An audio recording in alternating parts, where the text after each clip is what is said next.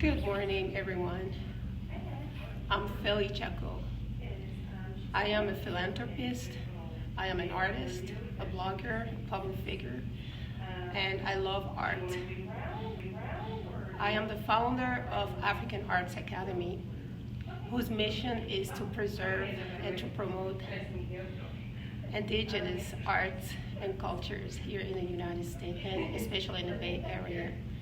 My passion is to go around to look at and appreciate and collect beautiful art and learn as much as I can about history and cultures, different cultures from around the world. Today I'm here in Mariposa, California, and I would like to introduce you to Sylvia Emery. We have here Mrs. Sylvia. Mrs. or Miss? Miss. Or Mrs. Mrs. Sylvia Emery, who has been involved here in the Mariposa Museum. And I would like to steal some words from her so she can tell us about this museum, how she's been involved, and also a message to the young generation and how we can all contribute into promoting and preserving beautiful cultures around the world. So, hi Sylvia, how are you today? I'm just fine. How are you today? I'm great. My name is Philly Chaco, which is my artist name, but my legal name is Lie Martin. And I'm very much interested in what you have to tell us about your own experience and how you grew up and how you were able to be involved into this museum, how it all started. I don't know exactly how it all started, but they wanted to kind of start preserving the history of Mariposa County because it is a gold mining. Back in the 1800s, this was all covered with gold mines. And so this museum depicts the early years of Mariposa being born, I guess you could say that. And because every place was mines, gold mines. So the museum is trying to preserve all that history. We've got stamp mills on the grounds that crush the ore to get the gold out. And then inside we've got all kinds of artifacts that revolve around Mariposa County. And during the school year, when these kids are in school, when the fourth graders finish their California history, they get to come here and see the history that they've already read about. That is beautiful. Thank you so much for that. And I was born and raised here, and my father started out as a gold miner. Wonderful. So were you involved into the gold digging, gold mining? As we may say in our... I guess you could call it that because as kids we loved to look for gold. So you could go out along the little streams after a rainstorm, and if you walked along this little stream, you could find gold down there. Oh wow! And we don't see that nowadays, right? No. But that's what we used to do as kids. That's wonderful. Yes. That was wonderful. That's beautiful to actually have experienced that. Yes. And I've been down inside many of these mines at different times when my father was working. Beautiful. As I was walking around the museum, I've seen a lot of interesting artifacts and like machineries and stuff. And what intrigued me the most is that that room right there that has pictures of ancient and also items of ancient Indian artifacts. Yes. Which are, so would you? Because there was lots of Indians before the white man came here. The Indians were here, and they were still here when the white man came, and the white man drove most of them away. But some of them stayed. So this is part of our Indian heritage. That's beautiful. I was drawn by it and I was intrigued by it, and it was very informational and educational. Not only, throughout the whole world there are brassage. I speak French too, so sometimes I mix my French with English, but brassage meaning that there's like intermingles with cultures which we influence each other, it could be positively or negatively, but still there's this fusion of culture that,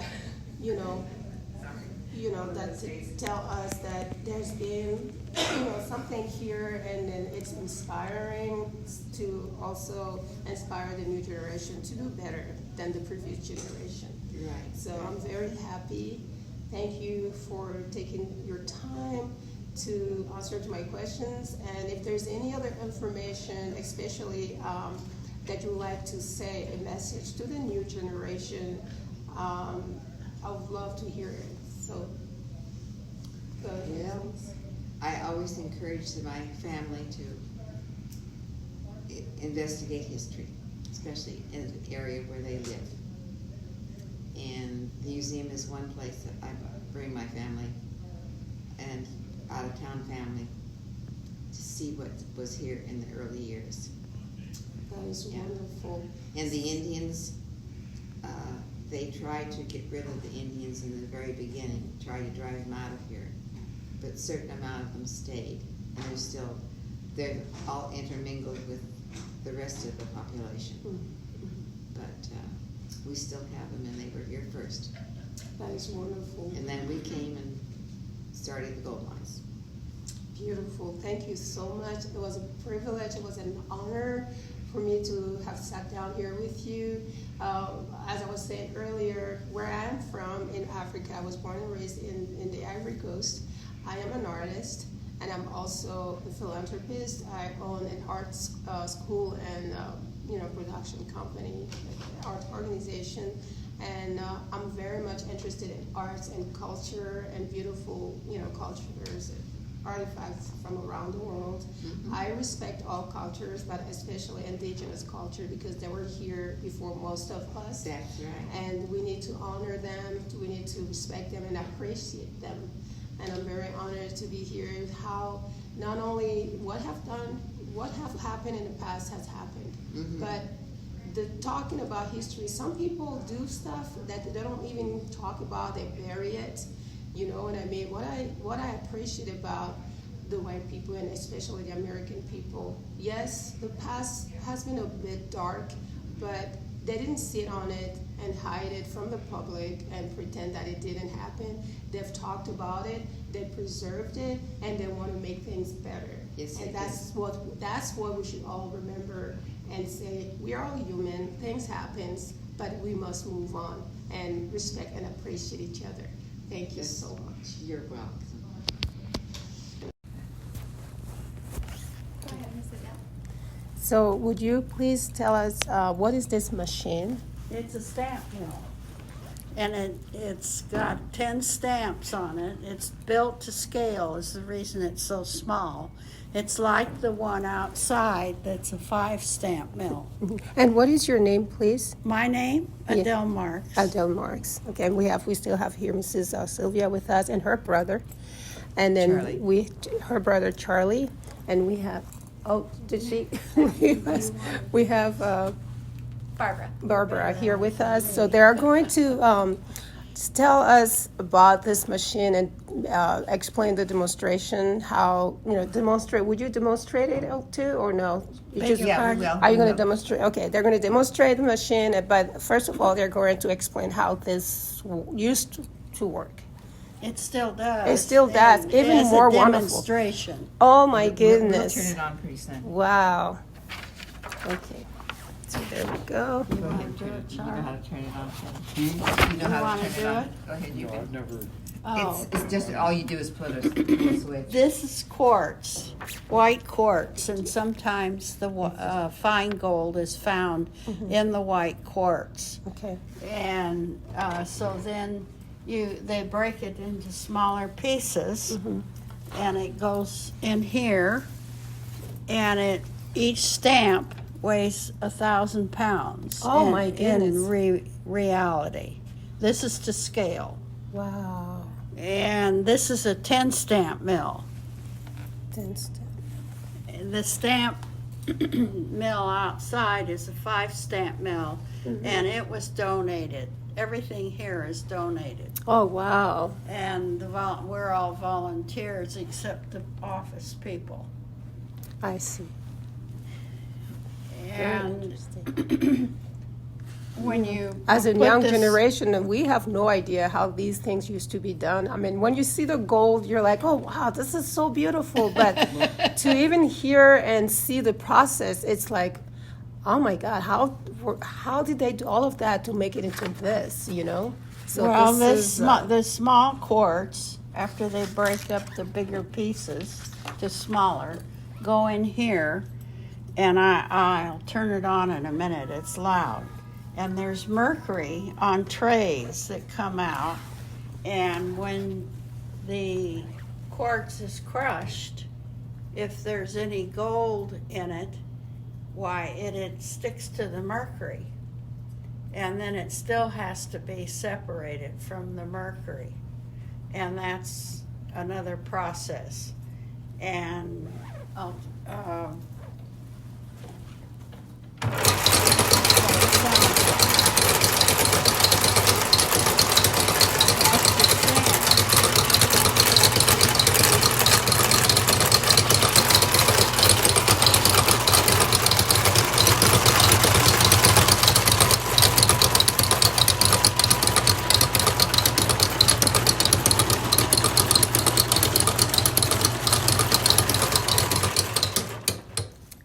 Now, can you imagine those outside. outside mines all over these hills with those stamp mills crushing like that?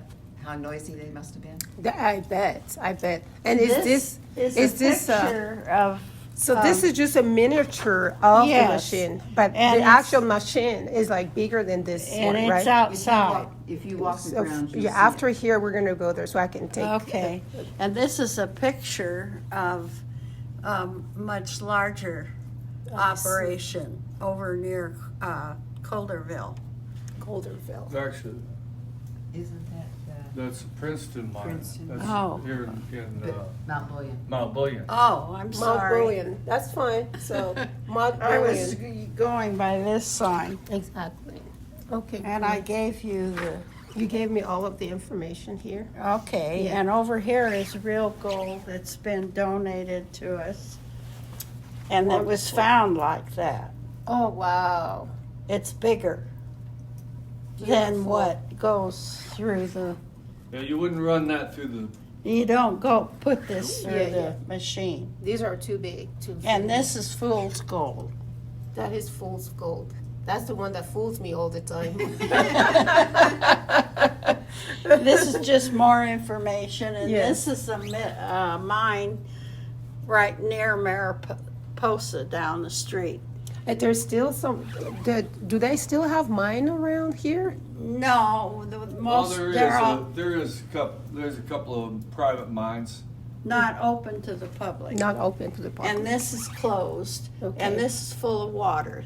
They thought of reopening it at one time and changed their mind, but gold was found down this far, Yes. and it was owned by John Fremont at Nice. one time, right? And this is just more about it, and these tools, one of them made the thin gold for jewelers to work on that you bought. That I have bought. It's around So your neck. I want yes around my neck. I want to show it to the audience, to the public. Yeah, don't hide it. I know. So I bought this, and it's pretty cheap, believe it or not. Let me turn the video.